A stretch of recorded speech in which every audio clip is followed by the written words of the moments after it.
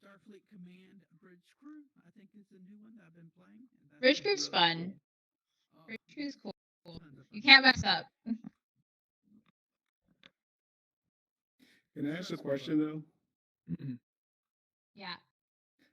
Like with the newer games, what I have found is that they have phenomenal 4K, super ultra realistic OLED, crazy pixelated like graphics, but like for me, the gameplay is like not there compared to some of the older games. Mm-hmm. It seems like Yeah. they spend more R&D on what the game looks like as opposed to like the hardcore like mechanics of actual gameplay.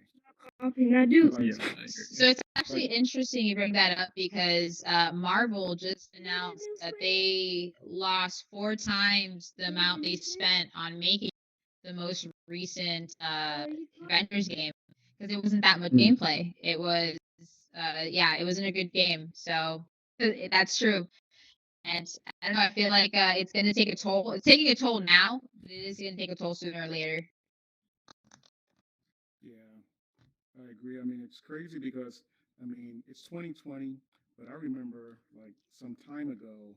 I don't know if you guys know about this, but there used to be a TV channel called G4 TV, and on G4 TV there was an all gamers TV channel. Like the whole channel was a all gamers channel, and they showed pretty much anything and everything gaming. And they used to have like this show on there called Arena, and Arena was like it was like a multiplayer challenge game, kind of similar to the ones you see now where they have these tournaments, and they like have them all over the world or whatever. But this Mm-hmm. was like this wasn't that was a lot of these are like these were local. These were like local land based like game tournaments that they had, and they would only have like a couple of like games that they would play. Like they would play like Take my Mech hand. Warrior. Take my They would play Mech hands. Warrior, Take my and then hands. another game was Unreal Tournament. They would play Unreal Tournament. And I mean, obviously, if you compare Unreal Tournament to like Call of Duty or pretty much anything within the past 5 or 6 years or so, it doesn't compare in terms of graphics. But in terms of raw gameplay, oh my goodness! I mean, the game was so much fun. You play Capture the Flag on that game. To me, it's far better than playing Capture the Flag on like a newer one of these newer games. All right, So cool. Thank you so much for sharing that, buddy. And welcome everybody that's joining us here. This is Blockchain Universe. My Hello. my name is Jerome, and to my right, I have my co-host Annalise. What's up, guys? On my PC today. hey, what's up? Maybe in spirit. Jerome, you So dying? on this podcast, we talk about blockchain, video games, everything going on in tech. This week, there's been a lot of updates. Anything catch your attention, Annalise? In terms of updates, no, not particularly. The only thing that's caught my attention is cryptocurrency, Bitcoin. I'm a huge Bitcoin fanatic. I don't know if you guys know about Bitcoin, but it is probably one of the best performing assets of its time. It just broke $17,000. This was an asset that was at $3,000 at the beginning of January of this year. So it's like, you know, 300 plus times its value. And the craziest part is if you look on Google Trends, this growth is purely institutional and it has nothing to do with new people actually flooding in the market. It's just based on companies like PayPal got in recently, MicroStrategy, Square just made their first $1 billion off selling the asset, and the list goes on and on. Robinhood, as we know it. So it's just exciting because more companies are actually getting into it, which means that more companies are going to offer it, which means that places are actually going to start accepting it, and this may actually be the start of an ecosystem. So that's what I'm excited for. Yeah, it's been some really exciting stuff. I saw an article today, I believe it was on Seek Alpha, somebody that was a big critic of cryptocurrency and really against the technology and didn't think that it was going to last long. He now is coming out and saying he was wrong, and that especially after seeing the pandemic and all of the countries that are out there printing money, he's now realizing that that's what's going to help cryptocurrency reach maximum potential.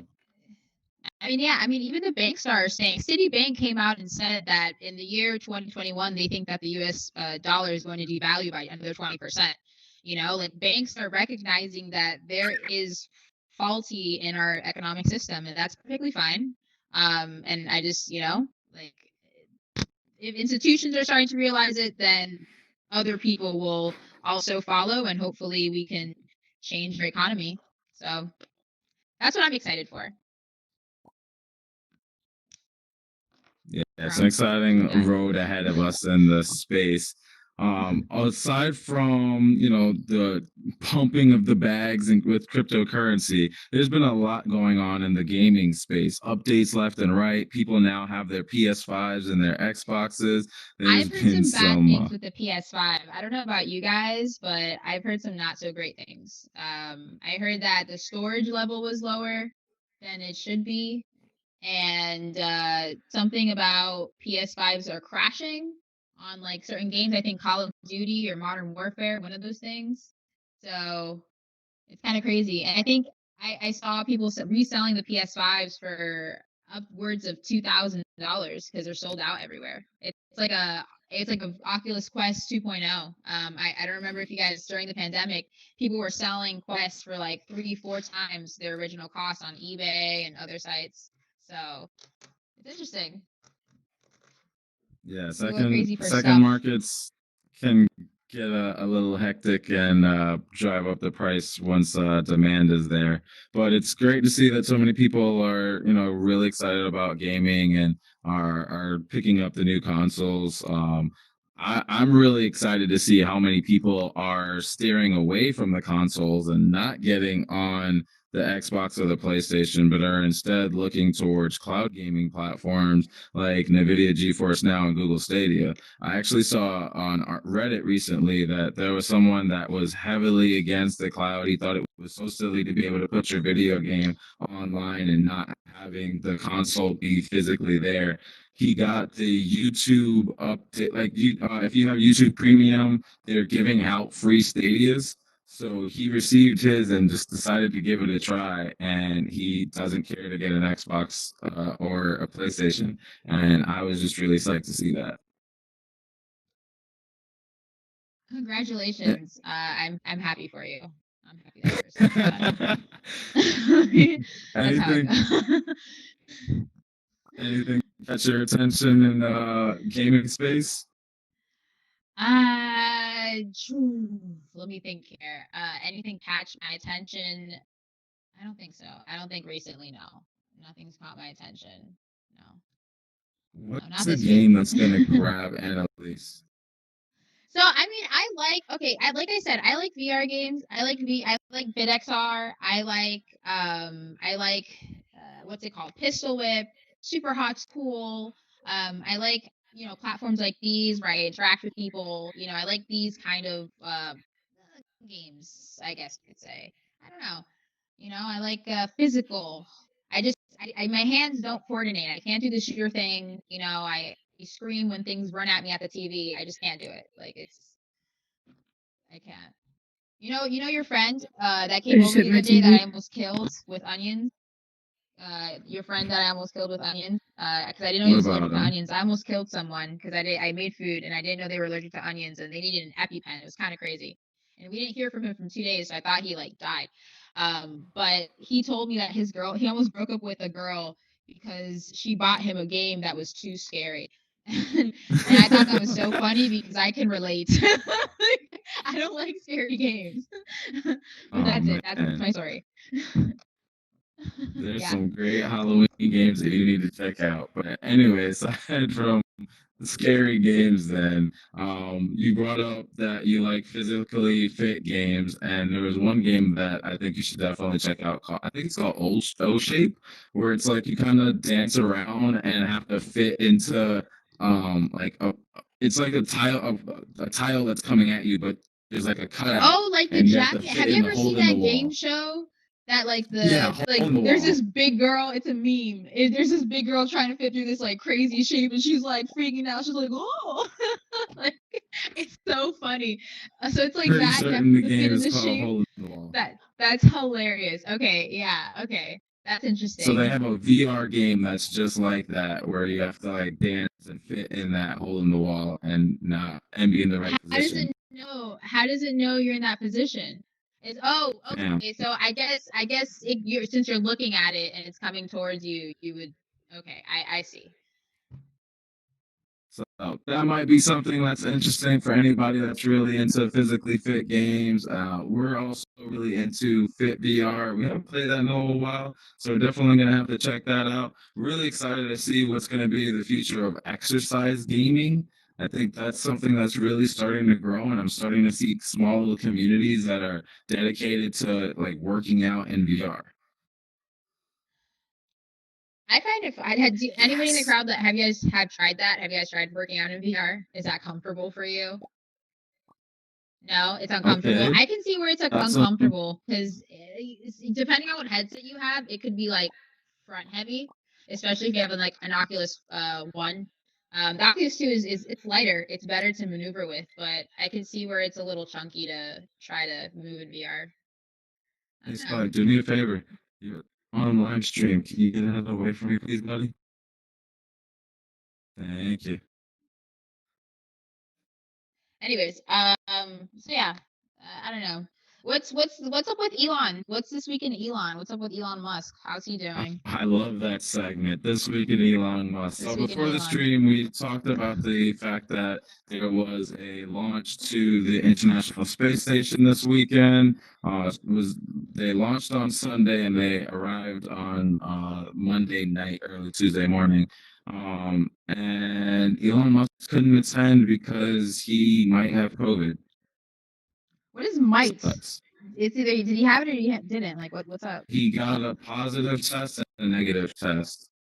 Oh, Two you know what? negative I've heard of tests. this. I've heard of this. Okay, was it like his entire test, or was it that one of his nostrils tested positive and the other one tested negative? I've heard of people having like one negative and one positive nostril. But like the thing is, you have to notice that Western medicine, and I learned this in school and college, because I went to health administration. But Western medicine is only 20% accurate, especially with testing, especially with something that's fairly new testing. I mean, yeah, we've had Corona for the past 11 months to a year and a half out, but Western medicine is kind of 20% accurate, and it's true.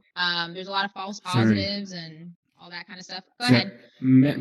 May I interrupt there? Because I think this is Go. important information. This is not true what you're saying. I'm a zero COVID activist. So the very precise thing about the PCR test is, so there is sensitivity and specificity. And so there are very few false positives in the PCR test.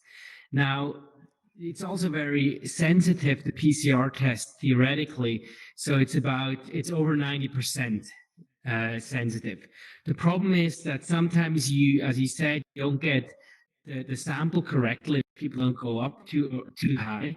But in studies, it has been shown, even counting that, you only get, it's about 70%. In the worst case, it's only about 70% not accurate. So it's not the 20% figure, I'm sorry to say, is not. So 20% of Western medicine as a whole is as a whole, like as a whole of testing, not specifically for COVID. If you say 70% for COVID, to be very that's precise, because I think it's very important for COVID to have correct information out. And I was very angry as a zero COVID activist at Elon for spreading fake news and misinformation about this whole thing, because it's very important that the testing, the PCR testing, the gold standard testing is still very sensitive, because there's been a lot of like conspiracy theories and such. So I'm only saying that it's very important that with your other statement, I'm not going to comment on that. Thanks for clarifying. Thank you very much. Thanks for clarifying. But I didn't mean specifically COVID, but I understand. Thank you. what was it? But yeah, there's like I said, that's something that's interesting. But was it separate test or was it like I guess the bad sample? Like, did he have it? Like, what's up? Did you test again? We don't know as of yet. Last I heard was just that he tested positive, then tested negative, and didn't get to attend. Okay, well, it's better if he stays at home because COVID is real and it affects the people differently. Like I would be scared to give it to like my parents, especially because I know they have compromised immune systems.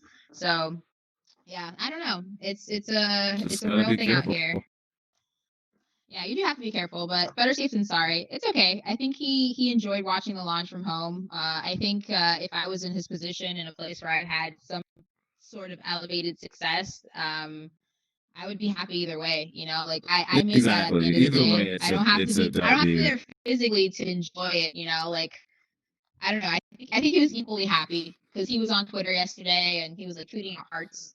So I think he was good. I saw that he also replied to Maisie Williams. So for anybody that hasn't checked out crypto Twitter lately, Maisie Williams from Game of Thrones tweeted out if she should long Bitcoin in a poll, and if I'm not mistaken, no one last I checked.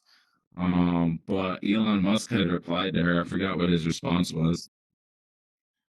um, something about a Witcher. I don't know. He just tweeted at her. I can't remember. Who knows? Who knows what Elon Musk said? He said, "Toss a Bitcoin to your Witcher."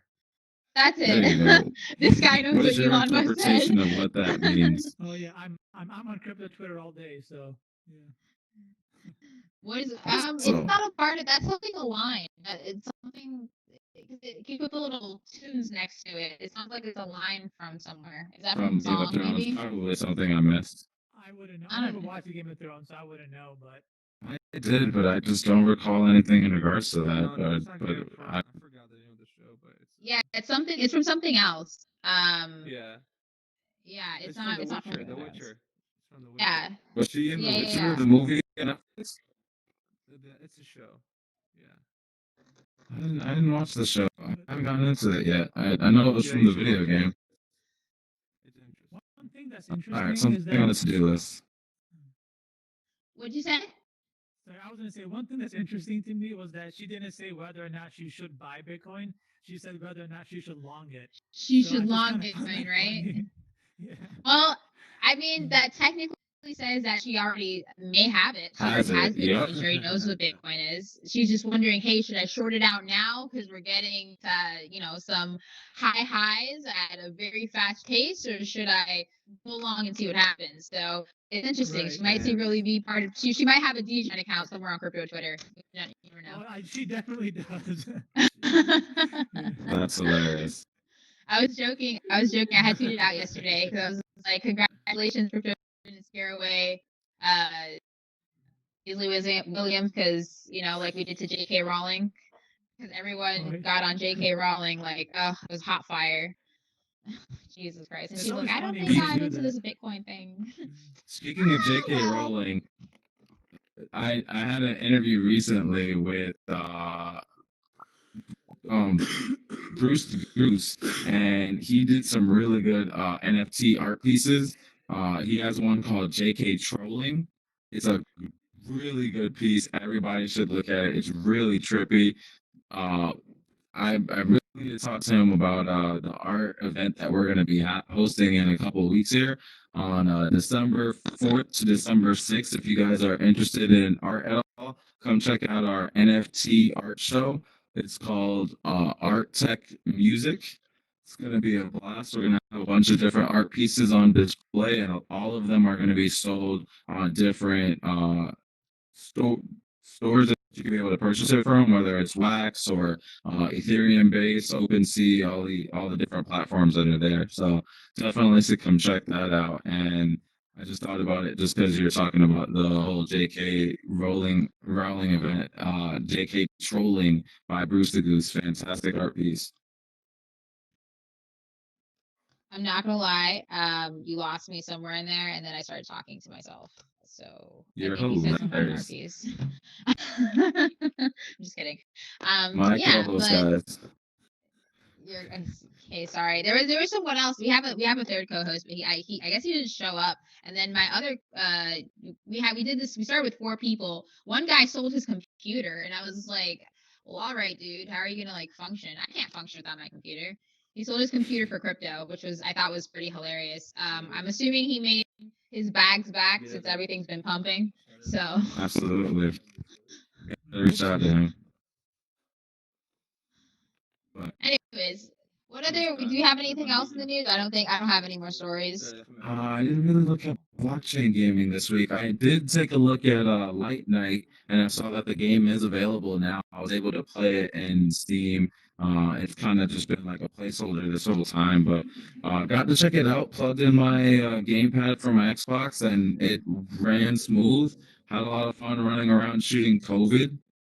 Yes, they had like little missions where you can run around and shoot COVID, and it's actually pretty hard because it like once it hears gunshots, it starts chasing you. You gotta run away and don't catch it. You literally gotta shoot it down. You rack up points, and those points will equal out to like what you can exchange for Bitcoin Lightning. So little sats of Bitcoin. Interesting. That's interesting. So Shoot COVID. that's this weekend gaming, guys. This has been a lot of fun. There's a lot of things that's coming towards the future, a lot more games that are coming out. Really excited for Cyberpunk 2077, just a few weeks away. A lot of I forgot to talk about with Google Stadia. They had an update now where we finally got messaging. You can go message your friends on there. That's about time. It's been a whole year that Google's been out now. Stadia is a year old. Can't believe it. But yeah, it's pretty interesting to see how far and fast our technology advances every single week. We're here to cover it on the Futurist podcast. Come back and join us next week at 8 p.m. Eastern. My name's Jerome. Oh, my name's Annalise. Peace out, guys. Thanks for watching the Futurist podcast. Bye. Let's pump Ethereum. Here. Oh my god. Well, I mean, at least Ethereum 2.0 is finally coming. There's finally